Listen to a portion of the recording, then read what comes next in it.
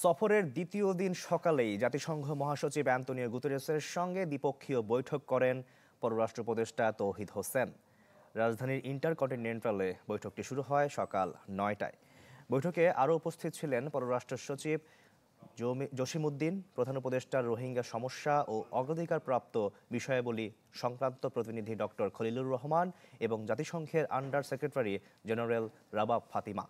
এরপর বৈঠকের কথা রয়েছে প্রধান উপদেষ্টা ডক্টর মোহাম্মদ ইউনূসের সঙ্গে।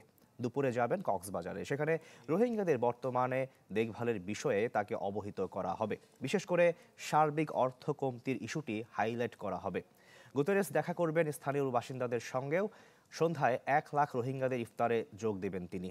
রাতেই ফিরবেন ঢাকাতে। এ সময় তার সফর সঙ্গী হবেন প্রধান উপদেষ্টাও। দর্শক, এই বিষয়ে আরো খবর জানাতে কক্সবাজার থেকে যুক্ত হচ্ছেন আমাদের সহকর্মী আশিকিন প্রিন্স।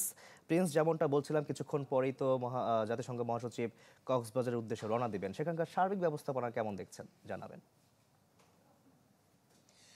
শাকিল, রমজানের যে সংহতি প্রকাশ করেন প্রতি বছর জাতিসংঘের মহাসচিব, তারই ধারাবাহিকতায় এই বছরও তিনি সেই সংহতি একনল হ্যান্ড ওয়াশ 100% প্যারাবেন ফ্রি, তাই নিরাপদ হাতের জন্য আস্থা রাখুন। প্রকাশ করতে বাংলাদেশে এসেছেন। এখন তিনি অবস্থান করছেন ঢাকায় এবং আমরা জানতে পেরেছি যে দুপুরের পরে জাতিসংঘের মহাসচিব অ্যান্তোনিও গুতেরেস তিনি কক্সবাজারে আসবেন এবং এখানে এসে প্রথমেই তিনি রোহিঙ্গা কালচারাল মেমোরি সেন্টার যেটি রয়েছে সেখানে তিনি আসবেন এবং এখানে যে রোহিঙ্গাদের যে তৈরি বিভিন্ন কারুপণ্য রয়েছে সেটি একটি পরিদর্শন করবেন।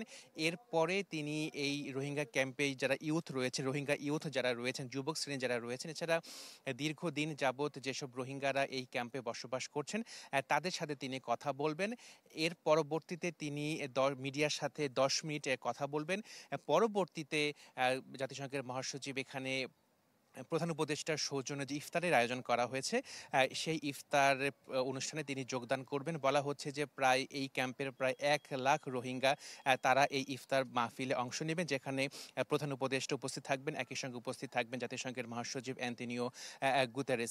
এবং আপনাকে জানিয়ে রাখি যে জাতিসংঘের মহাসচিব প্রতি বছরই রমজানের সময় বিভিন্ন দেশে যান, যেখানে মুসলমানরা এই রমজানের সময় যারা কঠিন পরিস্থিতিতে রয়েছেন তাদের সাথে সংহতি প্রকাশ করতে সেই এলাকাতে যান এবং সেই দেশে যান। এই ধারাবাহিকতায় এবারে জাতিসংঘের মহাসচিব তিনি বাংলাদেশে এসেছেন এবং রোহিঙ্গাদের প্রতি সংহতি প্রকাশ করতে এসেছেন। একই সাথে বাংলাদেশের নাগরিক যারা এই রোহিঙ্গাদের আশ্রয় দিয়েছে তাদের প্রতিও তিনি সংহতি প্রকাশ করতে বাংলাদেশে এসেছেন।